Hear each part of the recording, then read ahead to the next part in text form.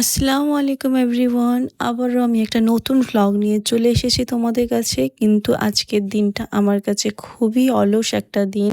কেন জানি না, আজকে কাজ করার একদমই ইচ্ছা নেই, কিন্তু কি আর করার আছে, কাজ তো করতেই হবে। তো ভাবলাম আর বসে থেকে কাজ নেই, আগে কাপড়গুলো ধুয়ে দিয়ে আসি। তো যেগুলো নতুন কাপড় ওগুলো আমিই ধুয়ে নিই। আর একটা কথা, তোমরা যারা গিভঅ্যাওয়ের ব্যাপার এখনো বুঝতে পারছো না, আমি অনেক জায়গায় অনেকবার করে বলে দিয়েছি। তো আবারও বলে দিচ্ছি, কারণ তোমাদের এখনো অনেক কোয়ারিজ আসছে। তো আমি আরেকবার ক্লিয়ার করে দিই যে তোমরা যারা আমাকে ইনস্টা, এফবি আর ইউটিউবে সাবস্ক্রাইব বা ফলো করে রেখেছো, তোমাদের আলাদা করে আর কিছুই করতে হবে না। আমার রিলস, আমার রিসেন্ট ভিডিও বা ভ্লগ, সেগুলো তোমাদের জাস্ট শেয়ার করতে হবে।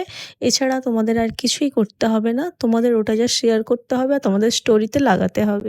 দেখতে দেখতে বেশ কয়েকদিন পার হয়ে গেল আমার ইউটিউব জার্নিতে। আমার অনেকগুলো সাবস্ক্রাইবার বেড়েছে আলহামদুলিল্লাহ, আর এগুলো সবই তোমাদের জন্য পসিবল হয়েছে। আর অবশ্যই আল্লাহর রহমত। তোমরা আমার ভিডিও দেখে হয়তো ভাববে যে আমি একই সালোয়ার হয়তো রোজ পরি, না, একদমই না। আমার ভিডিওটা হয়তো আগের দিন, 2 দিন আগে, 3 দিন আগে নেওয়ার ভিডিও, তো সেই হিসাবে সালোয়ারটা আমি পরে থাকি আর ভিডিওটা আমাকে এডিট করে জুড়ে দিতে হয়। তো কিছু করার নেই, সেক্ষেত্রে একই মতো হয়ে যায়, কিন্তু একদমই না। আমরা তো অনেকক্ষণই ইফতারের কাজে লেগে পড়েছি। এইদিকে আম্মাজি চপ করবে বলে চপের আলুটা ছাড়িয়ে নিচ্ছে। আগে আমিই ছাড়াতে গিয়েছিলাম, কিন্তু এতটা গরম আমি হাত দিতে পারিনি। তো বললো, যাও তুমি অন্য কাজ করো, আমি ছাড়িয়ে নিচ্ছি। আর এই কদিন এত পরিমাণে মশা বেড়েছে যে স্থির হয়ে কোথাও যে কাজ করব বসে, সে উপায় নেই। আর হ্যাঁ, তোমরা হয়তো দেখতে পাও রোজার মাসে আমাদের ফল সেরকমভাবে অনেক কাটা হয় না, কারণ ফল আমাদের বেশি কেউ খেতে ভালোবাসে না। একটু তেলে ভাজা মুড়ি ওগুলো।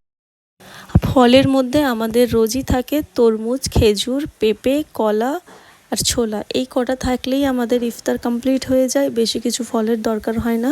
আর কেন জানি না, এই বছরে যেন ফলের কোনো টেস্টি নেই, কোনো মিষ্টি নেই, কোনো স্বাদ নেই। তোমাদেরও কি তাই মনে হচ্ছে? আমাকে কমেন্ট করে জানিও তো। আর যাদের বাড়িতে কাজ হয় তারা তো নিশ্চয়ই জানবে যে বাড়িতে কাজ হওয়া মানে কতটা কাজের প্রেশার থাকে। চারিদিক ঘর ধুলোতে ভরা, একদমই আমার ভালো লাগছে না উঠতে বসতে। আমার মনে হয় ওই কারণে আমি আরও অসুস্থ হয়ে যাচ্ছি। চারিদিক নোংরা, কিন্তু পরিষ্কার করার উপায় নেই, কারণ এই পরিষ্কার করব এখনই নোংরা হয়ে যাবে, তো বেকার এই রোজা রেখে। তবে হ্যাঁ, আমাকে সেরকমভাবে অনেক কিছুই করতে হয় না, দিদি আছে, দিদি অনেকটা কাজ করে নেয় অনেক। আর তোমরা কম বেশি অনেকেই জানো যে আমার একটা ছোট্ট জুয়েলারি বিজনেস আছে ইনস্টাগ্রাম। তো এখন ঈদের সময় যেহেতু চাপটাও অনেকটা, আমি সব কিছু মেনটেন করতে গিয়ে সত্যিই হাঁপিয়ে যাচ্ছি। কিন্তু হাঁপিয়ে গেলে হবে না, হারলে হবে না, আমাকে এইরকম জায়গা থেকেই আমাকে কাজ করে বেরিয়ে আসতে হবে। আর আমার হাজব্যান্ড অনেক সাপোর্টিভ, উনি অনেক হেল্প করে আমাকে। জুয়েলারির যেসব অর্ডার আসে বেশিরভাগ উনি আমাকে প্যাক করা থেকে শুরু করে বুক করা সব কিছুতেই উনি আমাকে হেল্প করে। আমি জাস্ট ইফতারের ফলগুলো কেটে রেডি করি, আম্মাজি ওদিকে রান্না বান্না সব করে। আর তোমাদের ঈদের শপিং কার কত দূর হলো আমাকে জানাবে। আমি এখনও শপিং স্টার্ট করিনি। তো সকালবেলা আব্বাজি গিয়েছিল জামা কাপড় কিনতে, তো দেখলাম এখন এসে গিয়েছে।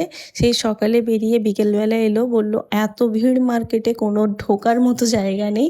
তো যাই হোক, অনেক কিছু কিনে এনেছে, সেটা না হয় আমি তোমাদের পরে কোনো একদিন দেখাবো। আর এই দেখো, আমাদের ইফতার রেডি হয়ে গিয়েছে। আর যেটা একটা আলাদা প্লেটে দেখছো, ওটা আমাদের উপরে যে ম্যাডজি কাম কাটে ওনার জন্য ওটা রাখা হয়, আর একটা সিয়ানের আব্বুর জন্য। আর বাকি ডিশে আমরা সবাই খেয়ে নিই। আমি তো ফলের থেকে বেশি তেলে ভাজা মুড়িটাই বেশি পছন্দ করি, তো ফল বেশি খাই না, ওগুলোই একটু বেশি পেট ভরে খেয়ে নিই। এই যে একবার তোমাদের ঘুরিয়ে দেখিয়ে দিই এইরকম রান্নাঘরের অবস্থা। আমার মনে হয় এরকম সবাইদেরই হয় কি, তাই তো? কমেন্ট করে জানিও।